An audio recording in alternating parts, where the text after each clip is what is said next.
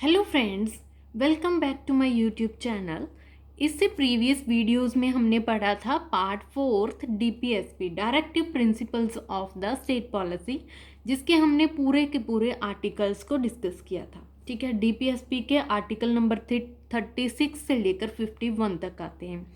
और आज हम क्या करेंगे, जितने भी आर्टिकल्स कॉन्स्टिट्यूशन में अमेंडमेंट करने के बाद ऐड किए गए हैं उन सब के बारे में पढ़ेंगे। ठीक है, कॉन्स्टिट्यूशन में संविधान में सुधार करने के बाद, अमेंडमेंट करने के बाद जितने भी हमारे जो डायरेक्टिव प्रिंसिपल्स हैं वो ऐड किए गए हैं उनके बारे में पढ़ेंगे। यहाँ से क्वेश्चन कई बार एग्जाम में पूछा जाता है।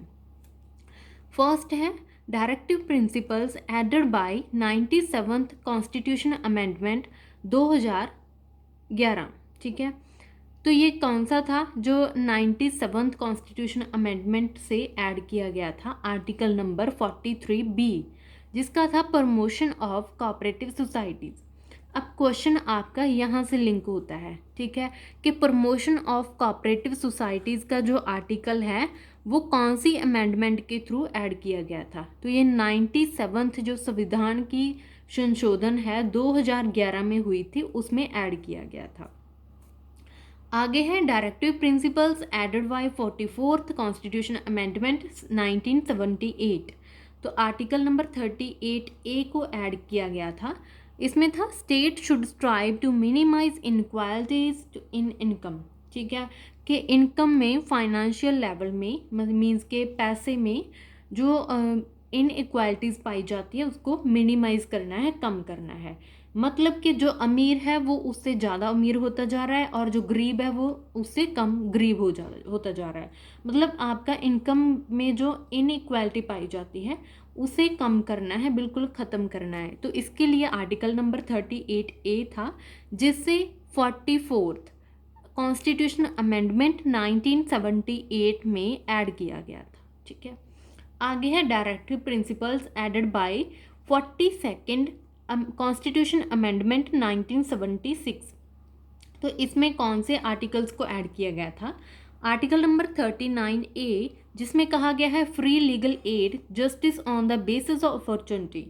इसमें क्या है कि जो गरीब है, ठीक है, जो ऐसे लोग हैं जिनके गरीब हैं, जो जिनके केस चलते हैं, वो अपने वकील्स को, लॉयर्स को हायर नहीं कर सकते, तो उनको जस्टिस मिलने के लिए जो गवर्नमेंट के द्वारा फ्री लॉयर्स वगैरह दिए जाएंगे। तो ऐसा होता है कि उनको कुछ ऐसी सर्विसेज प्रोवाइड की जाएंगी ताकि गरीब लोगों को जस्टिस मिल सके। ठीक है, दूसरा है 39F। इसमें क्या है, youth are protected against exploitation, कि यूथ को, जो भी बच्चे हैं, ठीक है, उनकी एक्सप्लॉयटेशन, शोषण नहीं होना चाहिए। तो उसके अगेंस्ट है ये 39F, जिसमें था कि लेबर, जैसे बच्चों से कुछ लेबर का काम करवाया जाता है, फैक्ट्रीज में करवाया जाता है, ठीक है, तो वो चीज़ें जो बच्चों का शोषण है, एक्सप्लॉयटेशन है, वो नहीं होनी चाहिए। ये कहा गया है 42nd अमेंडमेंट में। आगे है 43 article number A, participation of workers in the management. इसमें क्या है कि जो वर्कर्स हैं, लेबर हैं, उनका पार्टिसिपेट होना चाहिए मैनेजमेंट में। मोस्टली क्या होता है फैक्ट्रीज वगैरह में या वैसे भी लेबर में, कि उनसे सिर्फ जो मशीनों से या उनके हाथ से सिर्फ लेबर का काम करवाया जाता है, जो मैनेजमेंट का काम है वो उनसे नहीं करवाया जाता। लेकिन इस आर्टिकल में कहा है और इस कॉन्स्टिट्यूशन अमेंडमेंट में कहा है कि वर्कर्स से मैनेजमेंट का काम करवाओ, क्योंकि जो वर्कर हैं उनको ग्राउंड लेवल की प्रॉब्लम्स के बारे में पता है। ठीक है, क्या चीज़ कम है, ज़्यादा है, कौन सी क्या प्रॉब्लम है, तो वो सब कुछ वर्कर्स को ग्राउंड लेवल पे सभी प्रॉब्लम्स का पता होता है। अगर आप वर्कर्स को मैनेजमेंट में ऐड करोगे तो वो क्या है कि प्रोडक्शन भी ज़्यादा होगी, तो उसका रिजल्ट है जो आपको अच्छा मिलेगा। आगे है आर्टिकल 48A, जिसमें क्या है, टू प्रोटेक्ट द एनवायरनमेंट, कि हमें हमारे जो एनवायरनमेंट है, ग्रीनरी है, उसको प्रोटेक्ट करके रखना है। ठीक है, इसमें मेन जो ज़्यादा इम्पॉर्टेंट है जो दो है, जो अगेंस्ट एक्सप्लॉयटेशन वाला एंड एनवायरनमेंट वाला, लेकिन हमने सभी को डिस्कस किया है।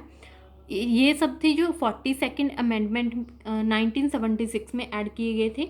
ठीक है, तो आज जो हमने पढ़ा है वो सिर्फ डायरेक्टिव प्रिंसिपल्स के बारे में पढ़ा है, जो कि कॉन्स्टिट्यूशन में अमेंडमेंट करने के बाद ऐड किए गए थे। ठीक है, तो अगर आपको मेरा वीडियो अच्छा लगे तो please like, share and subscribe my YouTube channel. Thank you.